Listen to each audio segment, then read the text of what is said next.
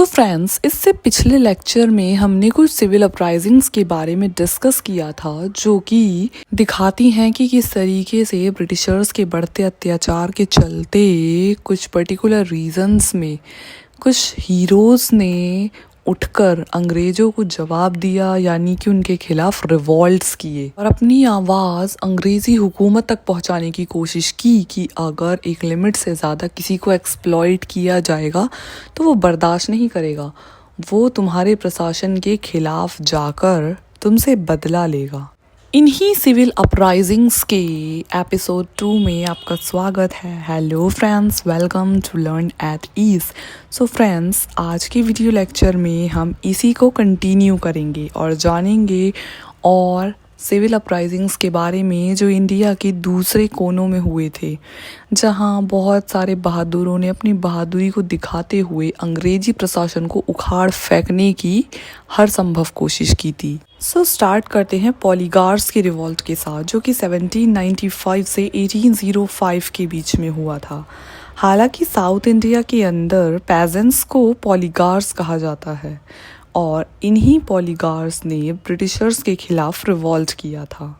इन revolts के main centres थे तिनेवेली, रामनाथपुरम, शिवगंगा, शिवगिरी, मदुरई और नॉर्थ आरकोट।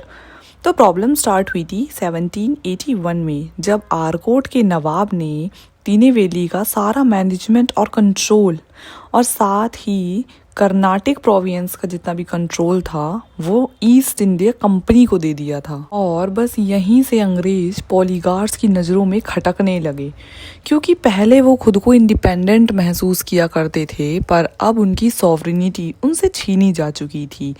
हम देखते हैं कि पहला रिवॉल्ट जो पॉलीगार्स कंपनी के खिलाफ करते हैं वो टैक्सेशन की वजह से करते हैं, क्योंकि ब्रिटिशर्स ने जहाँ जहाँ कब्जा किया है वहाँ वहाँ टैक्सेशन पॉलिसीज़ को लगाया है।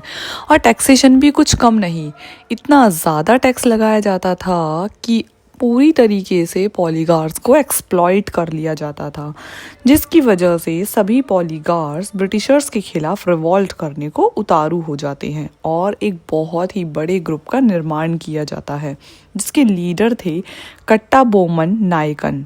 कट्टाबोमन नायकन इन सभी पॉलीगार्स के लीडर के रूप में तो उभरे, लेकिन पर्सनली भी अंग्रेजों को बिल्कुल नहीं पसंद करते थे। कई वर्षों तक इन्होंने छुप छुप कर ब्रिटिशर्स के खिलाफ लड़ाइयाँ लड़ी। 1795 से 1799 का वो टाइम था जब नायकन ने ब्रिटिशर्स को काफ़ी बार चकमा दिया।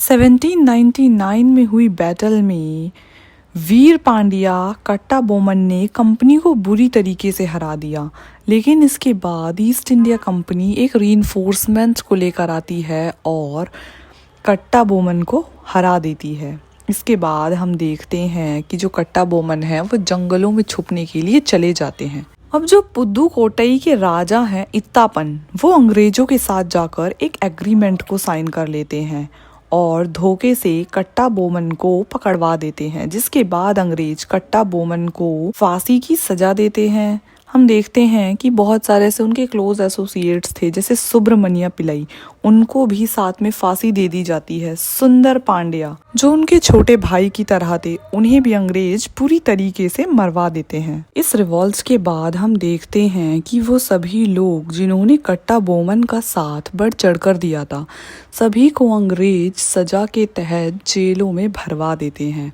और इस तरीके से इस रिवॉल्ट को सप्रेस कर दिया जाता है। इसका सेकेंड फेज हम देखते हैं फरवरी 1801 में स्टार्ट होता है, जो कि इससे ज़्यादा वायलेंट था कि जिन लोगों को पिछले रिवॉल्ट में बंदी बनाया गया था और जेलों में भरा गया था, वो लोग इस टाइम पर जेल तोड़कर भाग जाते हैं और पलमकोट्टा के फोर्ट में जाके छुप जाते हैं। अभी वही रेबल्स थे जो अंग्रेजों के खिलाफ अपने मन में उस धधकती आग को बढ़ा रहे थे। हम देखते हैं कि ये जितने भी लोग थे जो जेल तोड़कर भागे थे, उनका नेतृत्व करते हैं ओमाथुरई। ओमाथुरई कट्टाबोमन के छोटे भाई थे। ये सभी फ्यूजिटिव्स को लेकर शिवगंगा की तरफ निकल जाते हैं, जहां एक और लीडर बहुत जोरों शोरों से रिवॉल्ट चला रहे थे। उनका नाम था मारुथु रामनाथ। समहाउ ब्रिटिशर्स इस रिवॉल्ट को भी अक्टूबर 1801 में सप्रेस कर देते हैं। पंजलन कुरीची का जो फोर्ट था उसको ढहा दिया जाता है, यानी कि उस किले को तोड़ दिया जाता है। यहाँ तक कि डिस्ट्रिक्ट के जितने भी डॉक्यूमेंट्स थे उनमें से इस किले का नाम तक मिटा दिया जाता है। लास्ट में हम देखते हैं कि जो नवाब थे वो भी अपनी सारी सिविल और मिलिट्री एडमिनिस्ट्रेशन और अपनी टेरिटरीज सब कुछ कंपनी के लिए सरेंडर कर देते हैं और कंपनी हर चीज़ पर कंट्रोल कर लेती है। इसके बाद हम देखते हैं कि 1803 से 1805 के बीच पॉलीगार्स दोबारा से उठ खड़े होते हैं। इस बार नॉर्थ आरकोट में रिबेलियन की स्टार्टिंग होती है। देखा जाता है कि वहाँ के जो लोकल लोग थे उनसे राइट टू कलेक्ट केवल फीस को छीन लिया जाता है। अब ये केवल क्या था, तमिलनाडु के अंदर एक हेरिडेटरी विलेज पुलिस ऑफिसर हुआ करता था जो कि गांव की रखवाली करता था, यानी कि जो लोग थे उनका एक लोकल पुलिस ऑफिसर होता था जो उनकी सुरक्षा की जिम्मेदारी लिया करता था। ब्रिटिशर्स उस ऑफिसर को हटा देते हैं और कहीं ना कहीं लोगों को असुरक्षित महसूस होता है। इसके चलते पलायम के अंदर भी बहुत ज़्यादा लोलेस कंडीशंस जो हैं वो फैल जाती हैं और पॉलीगार्स जो हैं वो रिवॉल्ट करने को आतुर हो जाते हैं। हम देखते हैं येद्रागुंता के पॉलियार्स जो कि बहुत ज़्यादा डेयरिंग माने जाते थे, वो जाके चारागल्लू के पॉलियार से मिल जाते हैं और बस 1805 में ये लोग मिलकर अंग्रेज़ों के खिलाफ रिवॉल्ट को स्टार्ट कर देते हैं। हालांकि इसके बाद साउथ इंडिया में बहुत सारी छोटी छोटी जगह पर ब्रिटिशर्स के खिलाफ बहुत सारे माइनर रिवॉल्ट्स को भी देखा गया था। उद्देश्य सबका एक था कि एलियन रूल से खुद को इंडिपेंडेंट करना है और इस तरीके से मेजर रिवॉल्ट के सप्रेस होने के बाद साउथ इंडिया में बहुत टाइम तक छोटे छोटे रिवॉल्ट चलते रहते हैं। नेक्स्ट अपराइजिंग हम देखते हैं हरियाणा में, जो 1803 से 1810 तक चलती है। प्रेजेंट डे हरियाणा, जो कि कभी सिंधियास के अंदर में आया करता था और जब सुरजी अर्जुन गांव की ट्रीटी हुई थी ब्रिटिशर्स और सिंधियास के बीच में 1803 में, तब सिंधियास ने इसे ब्रिटिश ईस्ट इंडिया कंपनी को सौंप दिया था। अब सिंधिया ने तो सौंप दिया था लेकिन लोगों ने ब्रिटिशर्स के रूल को एक्सेप्ट नहीं किया था।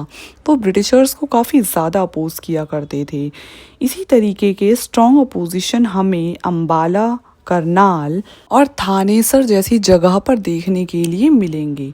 वेस्टर्न हरियाणा रीजन में ब्रिटिशर्स को अपोज करने वाले थे मुस्लिम भट्टी राजपूत, जिनका नेतृत्व कर रहे थे जाबिता खान, जो सिरसा रानिया के थे। हम देखते हैं खान बहादुर खान को, जो फतेहाबाद से ब्रिटिशर्स के खिलाफ रिवॉल्ट कर रहे थे। अब एक ही रीजन में बहुत छोटे छोटे लोकल लीडर्स जो हैं वो ब्रिटिशर्स के खिलाफ रिवॉल्ट कर रहे हैं, जिसके चलते ब्रिटिशर्स के लिए इन रिवॉल्ट्स को दबाना थोड़ा मुश्किल हो जाता है और इसीलिए कंपनी कॉलोनल एडम के अंडर में एक लार्ज आर्मी को भेजती है, जो कि नवंबर 1809 में फतेहाबाद, सिरसा और रानिया भेजी जाती है। जिसके बाद हम देखते हैं कि जो कंपनी की आर्मी है वो विक्टोरियस होती है और सारे ही बैटल्स में ये जो इंडियन लीडर्स थे वो हार जाते हैं। हम देखते हैं कि हरियाणा के दूसरे क्षेत्रों में जैसे कि रोहतक, भिवानी और ईस्टर्न हिसार, वहाँ भी लोग ब्रिटिश अथॉरिटी को एक्सेप्ट करने के लिए बिल्कुल रेडी नहीं थे। वो चाहते थे कि ब्रिटिशर्स के खिलाफ रिवॉल्ट करके उन्हें हरियाणा से निकाल दिया जाए। अब इन्हीं सभी चीज़ों को लॉर्ड मिंटो, जो कि उस टाइम के गवर्नर जनरल थे, देख रहे थे और काफ़ी बारीकी से ऑब्जर्व कर रहे थे। इसी वजह से लॉर्ड मिंटो जो हैं एक लार्ज मिलिट्री को हरियाणा में भेजते हैं ताकि इन रेबेल्स को दबाया जा सके। दिल्ली में बैठे ब्रिटिश रेसिडेंट आर्चीबाल्ड सेटन एक बड़ी फौज को लेकर गार्डनर के नेतृत्व में निकलते हैं और मार्च 1810 को इस रिवॉल्ट को दबाने के लिए वहां पहुंच जाते हैं। वहां जाकर उन्हें पता चलता है कि रिवॉल्ट में मेनली जाट और रहांगर्स शामिल हैं।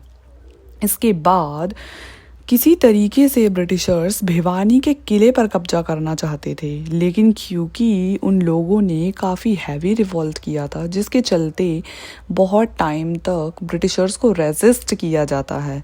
लेकिन जैसे ही विद्रोह कमज़ोर पड़ने लगता है तो ब्रिटिशर्स भिवानी के किले पर कब्जा कर लेते हैं और बहुत जल्द हम देखते हैं कि वहाँ पर घमासान युद्ध होता है, जिसमें बहुत सारे लोगों की जान चली जाती है। इसके बाद झांसी के फोर्ट पर भी कब्जा कर लिया जाता है और उसे मिलिट्री कैंटोनमेंट में बदल दिया जाता है। नेक्स्ट रिवॉल्ट हम देखते हैं त्रवणकोर में, जो कि 1808 से और 1809 तक यानी कि 1 साल चला था। सो इस रिवॉल्ट के जो मेन लीडर हैं वो थे दीवान वेलु थम्पी। हालांकि त्रवणकोर ने 1805 में ही वेलेस्ली के प्रेशर में आके सब्सिडरी अलायंस को एक्सेप्ट कर लिया था और सब्सिडरी अलायंस के तहत ही ये राज्य जो है वो काम कर रहा था। अब धीरे धीरे ब्रिटिशर्स की जो हार्श कंडीशंस हैं वो बढ़ती जा रही थी और बहुत ज़्यादा प्रेशर त्रवणकोर के ऊपर आ रहा था। इतना ज़्यादा संकट था कि जो रूलर हैं वो सही से सब्सिडी भी नहीं दे पा रहे थे, जिसके चलते वो खुद ही कर्ज में दबते चले गए। ब्रिटिशर्स के खिलाफ जनता में बहुत आक्रोश था। इसी के चलते हम देखते हैं कि प्राइम मिनिस्टर दीवान वेलु थम्पी ब्रिटिशर्स के खिलाफ एक स्पीच देते हैं और ओपनली अपने लोगों से आग्रह करते हैं कि आप अंग्रेजों के खिलाफ हथियार उठाएं। इस इंसिडेंट को कुंदर प्रोक्लेमेशन कहा जाता है, जिसके बाद अंग्रेजों के और त्रवणकोर के बीच फिर से एक बार युद्ध होता है, जिसमें जो वेलु थम्पी हैं वो कमज़ोर पड़ जाते हैं और वहाँ के जो महाराज थे वो अपने लोगों का साथ देने की बजाय ब्रिटिशर्स से जाके मिल जाते हैं। कुछ समय बाद वेलु थम्पी सुसाइड कर लेते हैं, क्योंकि उन्हें लगता है कि अगर अंग्रेजों के हाथ लगे तो वो बहुत यातनाएं देंगे, जिसके बाद धीरे धीरे ये रिबेलियन बिल्कुल बिखर जाता है। नेक्स्ट हम देखते हैं बुंदेलखंड में डिस्टर्बेंस, जो कि 1808 से 1812 तक चली थी। बुंदेलखंड कभी मराठा साम्राज्य का हिस्सा हुआ करता था और सेकेंड एंग्लो मराठा वॉर के बाद बुंदेलखंड जो है वो ब्रिटिशर्स के पास चला गया और उन्होंने इसे बंगाल की प्रेसिडेंसी में इंक्लूड किया। लेकिन यहाँ भी सेम कहानी है, लोगों ने कभी भी ब्रिटिशर्स के रूल को एक्सेप्ट नहीं किया था, भले ही राजाओं ने हार कर ब्रिटिशर्स के सामने सरेंडर कर दिया था। और यही हमें बुंदेलखंड में भी देखने के लिए मिलता है। अब यहाँ पर एक लोकल लीडर थे जिनका नाम था लक्ष्मण देव। हालांकि वो एक किलेदार हुआ करते थे, जिन्हें ब्रिटिशर्स ने कुछ 2 साल के लिए किलेदार बनाया था। अब क्योंकि वो चाहते नहीं थे कि उनको उनकी पोजीशन से हटाया जाए और इसी के चलते वो ब्रिटिशर्स के खिलाफ रिवॉल्ट कर देते हैं। हालांकि उनका रिवॉल्ट बहुत ज़्यादा लंबे समय तक नहीं चलता और अंग्रेज जल्द ही उनके रिवॉल्ट को सप्रेस कर देते हैं। इसके बाद हम देखते हैं ईयर 1812 में एक और किलेदार ब्रिटिशर्स के खिलाफ रेजिस्ट कर देते हैं। इनका नाम था कलंजर दरिया सिंह और इनका इशू भी सेम था। ये अपनी पोजीशन से हटना नहीं चाहते थे और ब्रिटिशर्स बोल रहे थे कि आपका जो टेन्योर है वो ख़त्म हो चुका है। इसी वजह से ये भी ब्रिटिशर्स के खिलाफ रिवॉल्ट कर देते हैं, पर क्योंकि ये उतने ज़्यादा स्ट्रॉन्ग नहीं थे तो कुछ टाइम बाद इनको भी सप्रेस कर दिया जाता है। एट लास्ट हम देखते हैं गोपाल सिंह को, जो इन दोनों से कुछ ज़्यादा पावरफुल थे और इनके अपने अंकल के साथ कुछ डिस्प्यूट्स थे। अब क्योंकि ब्रिटिश ईस्ट इंडिया कंपनी इनके अंकल को सपोर्ट कर रही थी, इसी वजह से गोपाल सिंह ब्रिटिशर्स के खिलाफ रिवॉल्ट कर देते हैं। करीब 4 साल तक गोपाल सिंह बहुत बहादुरी के साथ ब्रिटिशर्स का सामना करते हैं, लेकिन उसके बाद ये धीरे धीरे कमज़ोर पड़ने लगते हैं और ब्रिटिशर्स इनके रिवॉल्ट को भी सप्रेस कर देते हैं। अब इतने सारे उठते हुए रिवॉल्ट्स को देखकर British east India company Bundelkhand के रीजन में एक रूल बनाती है कि जो लोग भी किलेदार बनेंगे या किसी को भी अगर ब्रिटिशर्स कोई पावर देंगे तो उससे पहले उनसे इकरारनामा साइन करवाया जाएगा कि जैसे ही आपका कॉन्ट्रैक्ट फिनिश होता है आपको अपनी पोजीशन को छोड़ देना है, ताकि इस तरीके के रिवॉल्ट की जो पॉसिबिलिटी है वो फ्यूचर में मिनिमाइज की जा सके। नेक्स्ट रिवॉल्ट हम देखते हैं पर्लाकी मेदी में, जो कि उड़ीसा के अंदर एक डिस्ट्रिक्ट हुआ करता था। ये गंजम डिस्ट्रिक्ट के वेस्टर्न बॉर्डर पर था, वही गंजम डिस्ट्रिक्ट जहां पर अभी हमने स्त्रीकर भंज के रिवॉल्ट को देखा था। तो यहाँ क्या होता है, यहाँ पे बहुत सारे जमींदार और वहाँ के राजा मिलकर अंग्रेजों के खिलाफ रेजिस्टेंस कर रहे थे, क्योंकि कंपनी ने गंजम पर पहले ही कब्जा कर लिया था। इसीलिए अब उनकी नज़र थी कि आसपास की जगह पर भी उनको अपना कंट्रोल एस्टैब्लिश करना है। इसी के चलते हम देखते हैं कि नारायण देव, जो कि पर्लाकी मेदी के राजा थे, वो ब्रिटिशर्स के खिलाफ एक रेजिस्टेंस स्टार्ट कर देते हैं, जिसमें कि वो चाहते थे कि ब्रिटिशर्स की जो भी आर्मी है आसपास उसे डिसबैंडन कर दिया जाए, ताकि उनके ऊपर कोई भी वॉर का खतरा ना मंडराए। इसी के चलते हम देखते हैं कि ब्रिटिश ऑफिशियल कॉलोनल पीच और नारायण देव के बीच में ईयर 1786 में युद्ध होता है, जिसमें कि पीच जो है वो नारायण देव को हरा देते हैं और नारायण देव की जगह गजपति देव को वहाँ का जमींदार बना देते हैं, जो कि नारायण के बेटे थे। लेकिन नारायण देव, उनके भाई और दूसरे बेटे मिलकर ब्रिटिशर्स के खिलाफ उस रिवॉल्ट को जारी रखते हैं। धीरे धीरे वो रिवॉल्ट कमज़ोर पड़ने लगता है। साथ ही हम देखते हैं कि प्रेसिडेंसी ऑफ मद्रास से जॉर्ज रुशैल को बुलाया जाता है ताकि इस रिवॉल्ट को सप्रेस किया जा सके। 1832 में रुशैल जो हैं वो फुल फ्लेज्ड पावर के साथ इस रिवॉल्ट को सप्रेस कर देते हैं और इस तरीके से 1834 में ये रीजन भी ब्रिटिशर्स के कंट्रोल में आ जाता है। नेक्स्ट रेबेलियन हम देखते हैं कच्छ में, जो कि गुजरात में है। यहाँ रेबेलियन 1816 से लेकर 1832 तक चला। तो कच्छ के राजा हुआ करते थे महाराजा भारमल सेकंड। ब्रिटिशर्स के और महाराजा भारमल सेकंड के बीच में एक ट्रीटी साइन हुई थी 1816 में, जिसके थ्रू महाराजा भारमल सेकंड को गद्दी पर बिठाया गया था। अब क्योंकि वो अंग्रेजों की मदद से गद्दी पर बैठे थे, इसीलिए वो अंग्रेजों का सपोर्ट किया करते थे। इसी वजह से महाराजा के और कुछ चीफ्टन्स के बीच में हमेशा ही एक टसल चलता रहता था, क्योंकि चीफ्टन्स जो थे वो ब्रिटिशर्स को बिल्कुल पसंद नहीं करते थे। अब इसी वजह से ब्रिटिशर्स ने भी इन कॉन्फ्लिक्ट्स में इंटरफेयर करना शुरू कर दिया।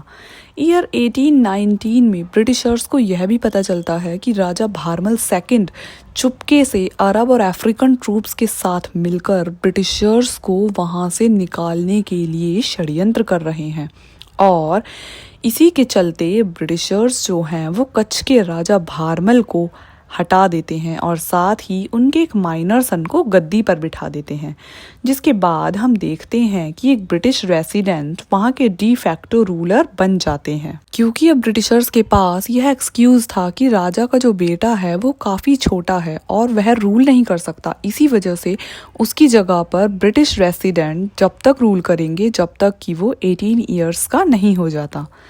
अब इन्हीं सभी चीज़ों के चलते हम देखते हैं कि जो चीफ्टन्स एक टाइम पे राजा भारमल से अपोज किया करते थे, यानी कि उनके साथ टसल में रहते थे, वही अब ब्रिटिशर्स के खिलाफ राजा भारमल को सपोर्ट करते हैं और यह सभी लोग साथ में मिलकर ब्रिटिशर्स के खिलाफ रेबेलियन को स्टार्ट कर देते हैं। इस रेबेलियन को और ज़्यादा मजबूती मिलती है जब ब्रिटिशर्स बर्मा के अंदर वॉर में हारने लगते हैं। कहीं ना कहीं इन सभी को ऐसा लगने लगता है कि अब ये लोग भी ब्रिटिशर्स को आसानी से हरा सकते हैं और इसीलिए ये अपने रेबेलियन को और ज़्यादा स्ट्रॉन्ग कर देते हैं। एट लास्ट हम देखते हैं कि कंपनी की अथॉरिटी को मजबूरन इनके साथ पीसफुल रिलेशंस को बनाना पड़ता है और इसी के साथ यह रिवॉल्ट ख़त्म हो जाता है। नेक्स्ट रिवॉल्ट हम देखते हैं बरेली के अंदर, जो 1816 में हुआ था। यहाँ जो रिवॉल्ट कर रहे थे वो मेनली मुस्लिम कम्युनिटी के लोग थे। अब बरेली के अंदर ब्रिटिशर्स ने एक पुलिस टैक्स को लगाया था, जिसे वहाँ के लोग अपने रिलीजन के खिलाफ मानते थे। इस मुद्दे को और ज़्यादा हवा मिलती है जब मुफ्ती मोहम्मद एजाज, जो कि एक बूढ़े आदमी थे, वह मजिस्ट्रेट के आगे 1816 मार्च में एक पिटीशन को दायर करते हैं और बताते हैं कि यह पुलिस टैक्स बिल्कुल गलत है। इस तरीके का कोई टैक्स जनता से ना वसूला जाए, पर उनकी इस पिटीशन पर कोई भी सुनवाई नहीं होती। इसी वजह से मुफ्ती मोहम्मद एवाज एक रेबेलियन को स्टार्ट करते हैं।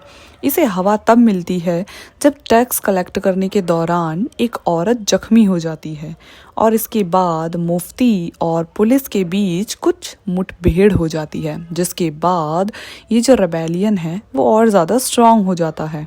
अब कुछ 2 दिनों में मुस्लिम्स जो हैं वो अपनी एक अच्छी खासी आर्मी को लेते हैं। पीलीभीत, शाहजहांपुर और रामपुर के अंदर हमें रेबेलियन बहुत जोरों शोरों से देखने के लिए मिलता है। अप्रैल 1816 में इंसर्जेंट जो होते हैं, यानी कि जो लोग रिवॉल्ट में पार्टिसिपेट कर रहे थे, वो लेचेस्टर जो कि उस टाइम पे बरेली के जज थे, उनके बेटे को मार डालते हैं, जिसकी वजह से अब अंग्रेज भी भड़क जाते हैं और इस अपराइजिंग को दबाने की हर संभव कोशिश करते हैं।